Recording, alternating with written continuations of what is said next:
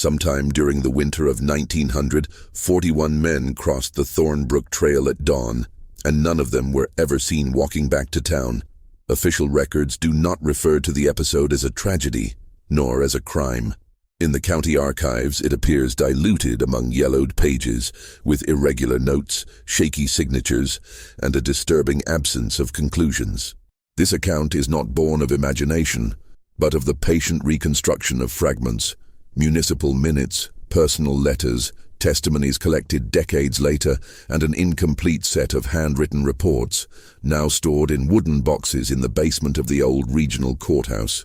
Thornbrook was a small community, isolated by densely wooded hills and an irregular system of trails opened by loggers as early as the 1870s.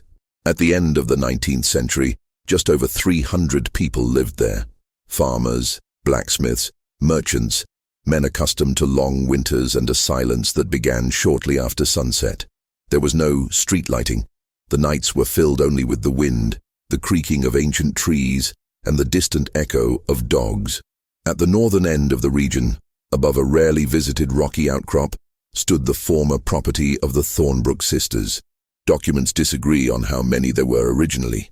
Some records mention 2, others 3. Their names appear inconsistently. Eliza, Margaret, Helen. Sometimes one of them is omitted, sometimes changed. What is known with some certainty is that they were reclusive women, heirs to land acquired during the Civil War, and that they rarely came down to the city. The Thornbrook house was unlike the others. It was not a typical farm, nor a summer residence. Built of irregular stone and dark wood, it had underground annexes whose function was never officially recorded. Topographic maps of the time show only an imprecise rectangle on the land, accompanied by an almost illegible note: old structure, unknown use. For years, discreet comments circulated among the residents. There was talk of a vault, a storage chamber excavated beneath the main rock, originally used to store documents, money, and possessions of local families during past conflicts. None of this was treated as an absolute secret, just something that was not asked about too much. In early February 1900, something changed. Preserved letters indicate that an informal agreement began to be discussed between men from the town and the Thornbrook sisters. There is no registered contract. There is no specified value. Only vague mentions of access, verification, and resolution of old disputes. The men involved were no strangers to each other. Many had known each other since childhood. Some were neighbors, others were distant relatives. The group formed gradually over several days. Blacksmiths, farmers, a retired municipal clerk, 2 former forest rangers. 41 names appear on a list found years later, folded inside a worn Bible. No women, no children. On the morning they left, the weather was stable, according to local weather reports, moderately cold, overcast skies, nothing that would justify a delay or cancellation. They were last seen crossing the wooden bridge over Alder Creek, heading toward the hills in small groups, carrying lanterns, ropes, and simple tools. There was no alarm that day, nor the next. It was only at the end of the 3rd night that their absence began to cause concern.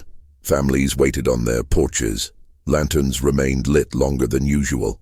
And for the first time since records began, someone wrote a short sentence in the church book, in the margin, without a signature. The men did not return. The sisters were not seen either. But the most disturbing detail would only be discovered much later, when a researcher, comparing lists and maps, noticed something that no one seemed to have noticed in 1900. The trail marked in the official records did not lead directly to the Thornbrook house, but to a point a few meters below it, where the map simply ended. To understand why 41 men agreed to climb those hills and why no one immediately questioned the decision, we must return to everyday life in Thornbrook at the end of the 19th century. The town was not only small, it was closed in on itself. Survival depended on what was planted, what was sowed, what was exchanged at the store counter, and what could be repaired at the forge. There was no room for sensational mysteries. Instead, there was the weight of old debts, the memory of families who had lost everything in bad winters, and a kind of quiet pride that made men resolve things among themselves. The Thornbrooks were an old name in the valley. Before the sisters became almost invisible figures, it had been a respected name, not out of affection, but because of their possessions: land, timber, trail rights. In tax records, their property appeared as one of the few that was never late in paying. This, in a community where winter often destroyed crops and sickened animals, fueled two feelings at once: restrained admiration and resentment. The sisters lived as if the city were a distant noise. They hardly ever went to church. They didn't attend dances. They did not send children to school because they had no children. When they appeared, rarely, it was like a shadow crossing the market and disappearing again. A statement taken in 1932 from the former store clerk describes one of them wearing gloves even in the heat, her gaze always downcast, her voice too low to be heard by anyone who was not close by. And yet there was a strange kind of organization around them. Wagons would climb up to the property, carrying sacks of flour, kerosene, salt, never in excess. Always just enough. Some families earned extra money by taking groceries to the base of the hill and leaving them there, as if there were a tacit agreement not to exceed a certain limit. The Thornbrook Trail, which cut through the valley and wound its way up, was known to everyone.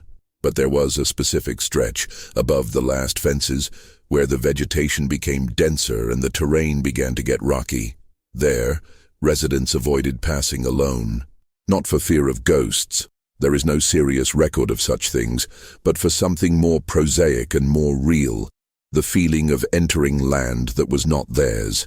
In communities like this, it was almost an invisible law. It was in this setting that the first mentions of what the documents carefully refer to as pending appeared. At the end of 1899, the county began a review of property titles and boundaries. Old maps, lines drawn by surveyors who had been dead for decades, silent disputes that lay dormant in the back of drawers. The review directly affected the lands to the north, and with them, the Thornbrook property. Some families claimed that the old logging trail used by woodcutters crossed a stretch that the sisters said was private. Others claimed that there was a structure under the main rock that had been built even before the property was formally registered, and that it should therefore be considered for community use. This kind of thing seemed small on paper, but at Thornbrook, small disputes were capable of splitting families apart. One of the men who pushed hardest for the review was Silas Crowley, a blacksmith and father of 5, known for not bowing down to anyone. In letters kept by his descendants, there is a reference to Silas saying that he would not let his children grow up in the shadow of those who keep what does not belong to them. It is a phrase that can mean everything and can mean nothing, but it appears more than once. At the same time, there were less political and more intimate reasons for that escalation. The town's economy was fragile. The price of wood had fluctuated. A harsh winter had left Jonah Briggs's warehouse with accumulated debts. Men who had never asked for help began to sell tools, trade animals, and mortgage small pieces of land. It is at this point that the archives mention the word vault for the first time, not as a legend, but as a proposal. A statement by former city clerk Thomas Keene, recorded years later, states that the idea did not arise as looting, but as verification. There were rumors that important documents, old titles, maps, perhaps money kept by third parties, had been there since times of conflict, and that the county review required access. One man alone would not go. 2, perhaps. But 41 meant something else. It meant consensus. It meant pressure. It meant that no one could be accused individually. There are subtle signs in the reports that something was out of the ordinary in those weeks. Neighbors commented that the Thornbrook sisters began sending messages through third parties. Something unusual.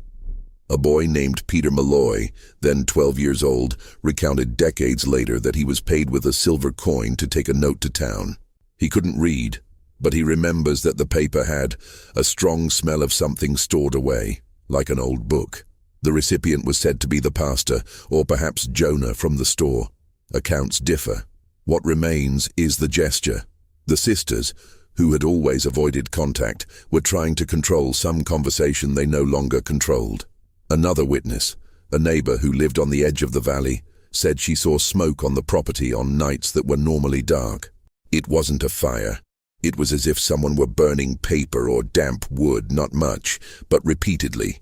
A small, almost trivial observation, and precisely because of that, so uncomfortable. And then came the list. The list of 41 names was not found at the time. It appeared later, like a remnant of what no one wanted to keep aloud.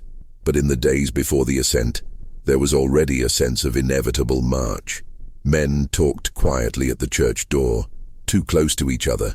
In the store, the conversation stopped when someone approached. In simple homes, women asked questions and received short answers. It's county business. It's paperwork. We'll be back before dark. Daily life continued. The chickens, the firewood, the bread, but with a thin layer of tension on top, like ice forming on water that still flows.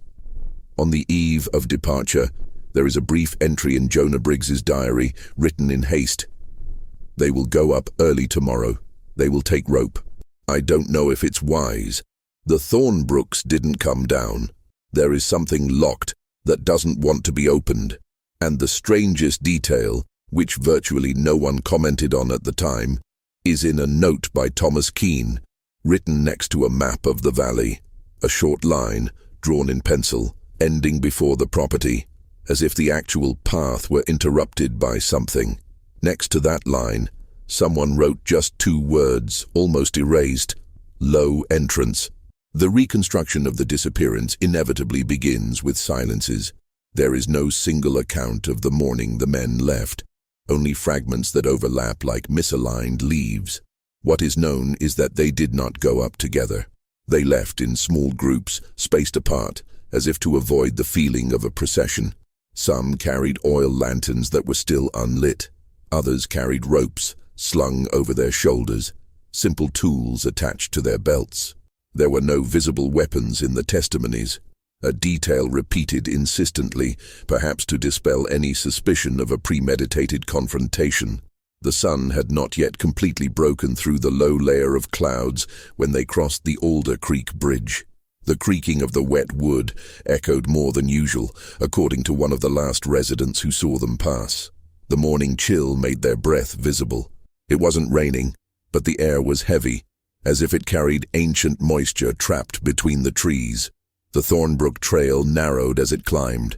First dirt, then loose stones, exposed roots. The sound of their boots changed from muffled to dry, from dry to rough. In certain stretches the forest closed in so much that the light seemed filtered, reduced to opaque strips between the trunks. There was no sign of haste, nor of explicit hesitation. Just the steady march of men who believed they were doing something necessary. The last confirmed point of passage is near a rocky outcrop informally known as the Fold. There, the main trail splits. A more visible path leads to the upper slope. Another, less marked, descends slightly, skirting the base of the rock.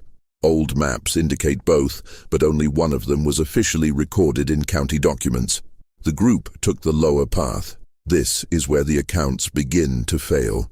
None of the men were seen reaching the Thornbrook sisters' house. No neighbors reported voices, footsteps, or arguments.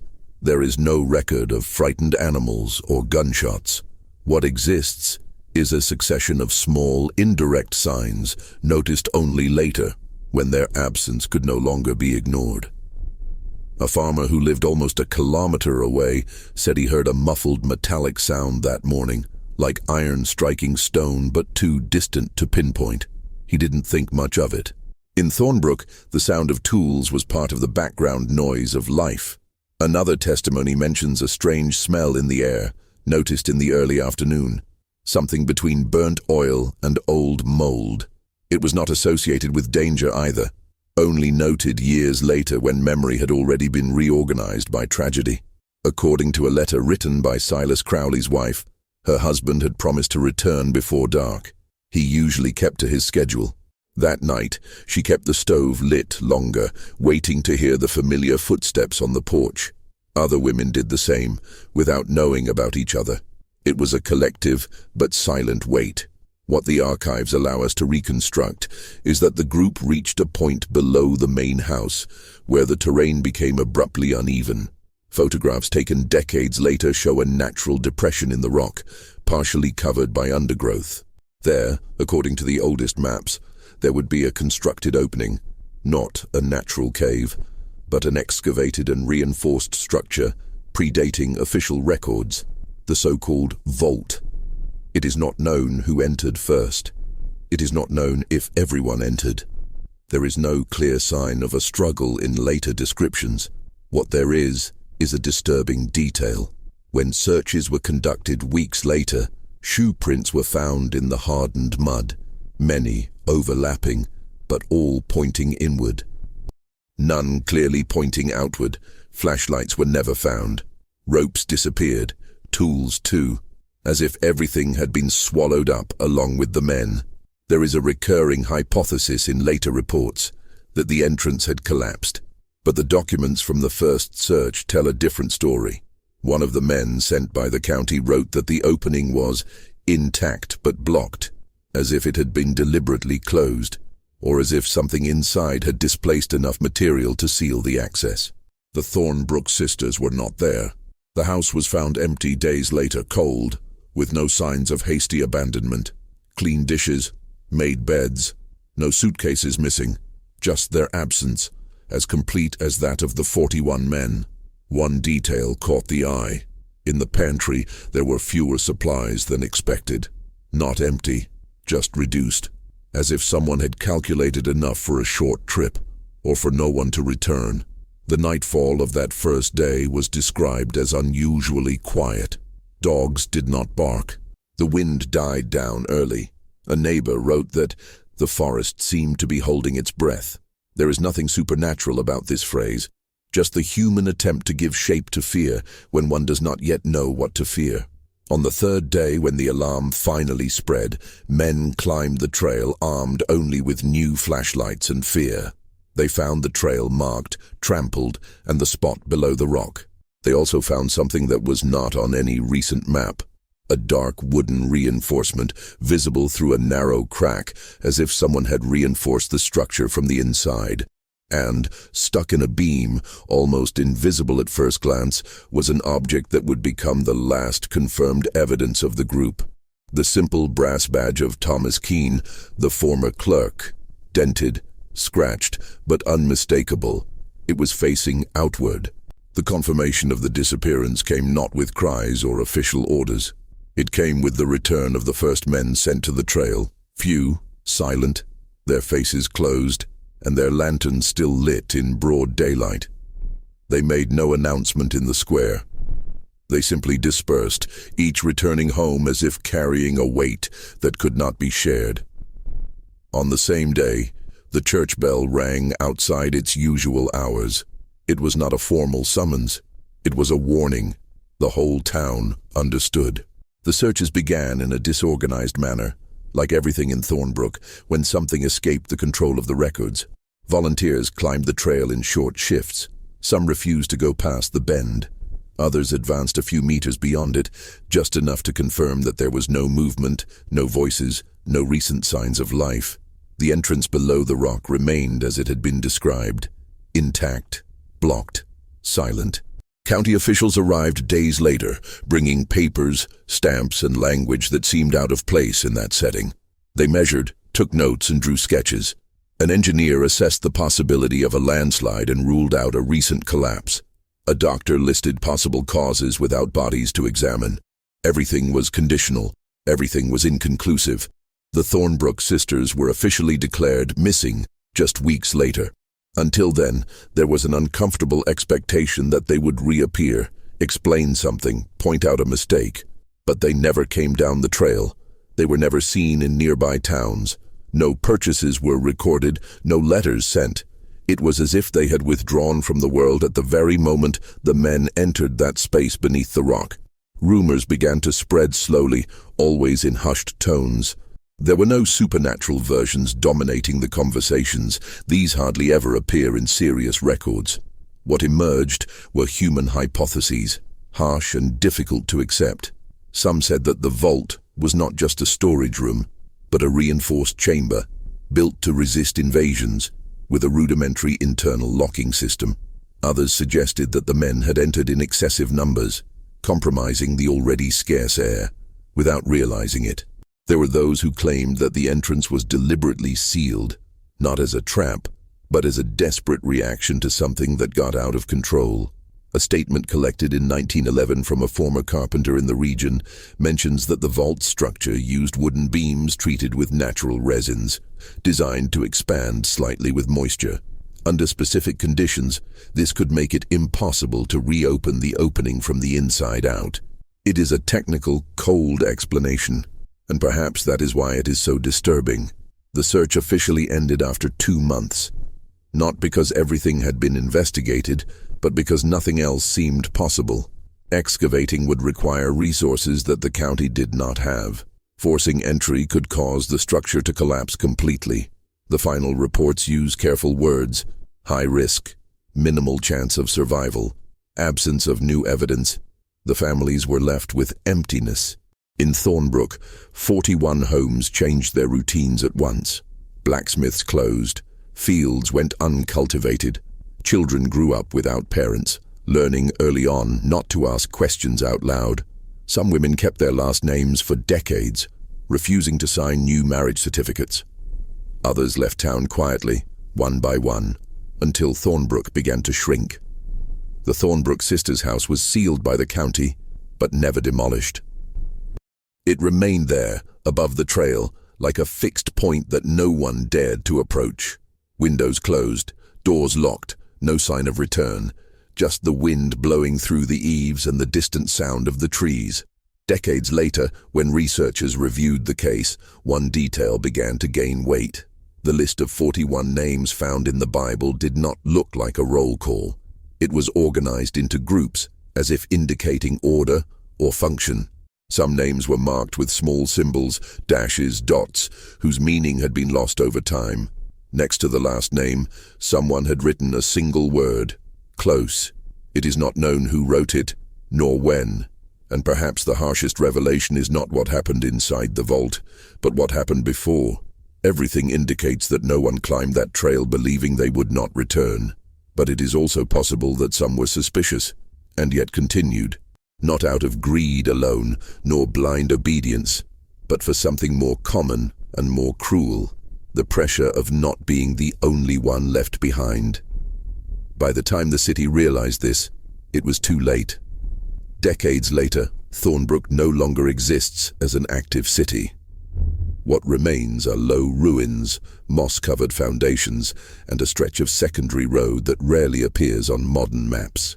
The name survives only in archives, in closed tax records, and in accounts such as this one, reconstructed from what was written when there were still living witnesses, and from what was remembered when there was no one left to contradict it. The researcher who gathers these fragments finds gaps where there should be answers. There is no final record. There is no sentence. There is no conclusive report saying what happened to the 41 men or the Thornbrook sisters. There is only the weight of their absence, preserved on fragile paper and in the collective memory of a region that has learned to live with silence. In the years following their disappearance, the case was mentioned sporadically in regional newspapers, almost always as a short note. Old incident re-evaluated. Families ask for reopening. Structure considered irrecoverable. Each mention diminished the space dedicated to the event, as if time were gradually pushing the episode out of the public interest. But what disappears from the newspapers does not disappear from the lives of those who remained. A letter written in 1927 by a woman who had been a child in 1900 sums it up in a simple sentence: "We learned early on that some questions have no place to live." The Thornbrook property was eventually officially absorbed by the state years later, classified as an unstable area. No complete excavation was authorized. The so-called vault remained sealed, not out of respect, but out of impracticality. Opening that space would mean removing the rock, compromising the entire hillside, risking further losses. The technical decision was presented as rational. but to many, it sounded like definitive abandonment. What remained were scattered objects found over the years, a coat button, recognized by an adult daughter, a rusty tool impossible to attribute to anyone with certainty, a piece of dried rope, without a knot, without context. Each item was treated as evidence, and as a farewell. Upon revisiting the old maps, the historian notices something that may explain why the case was never closed. The trail that led the men to the base of the rock was redrawn several times after 1900. In later versions, it simply does not exist. The path was erased from paper even before it disappeared from the ground, not by cartographic accident, but by choice. Perhaps Thornbrook did this to move on, or perhaps so he wouldn't have to explain why 41 men entered an enclosed space together with no guarantee of return, and why no one stopped them. The Thornbrook sisters remain almost abstract figures in the records. There are no confirmed portraits. No personal letters have been preserved. Only irregular signatures and indirect references. Women who lived on the margins of the community and disappeared at the same moment it broke apart. Whether they knew what would happen will never be known. If they tried to prevent it, they left no trace. Their silence is as absolute as that of the men. Today, anyone passing through the old region finds only overgrown trees, roots that have swallowed stones, and a stretch of land where the vegetation seems denser. At first glance, there is no indication that one of the greatest collective absences ever recorded in that valley was concentrated there. But archives do not forget. They just wait. And at the end of all the pages, after cross-referencing names, maps, testimonies, and attempts at explanation, the researcher is forced to accept a simple and uncomfortable truth. It was not the darkness of the vault that swallowed those men, but the sum of human decisions too small to seem fatal, until they were. In Thornbrook, the mystery is not what happened down there. It is the exact moment when everyone decided to move forward, and no one decided to go back.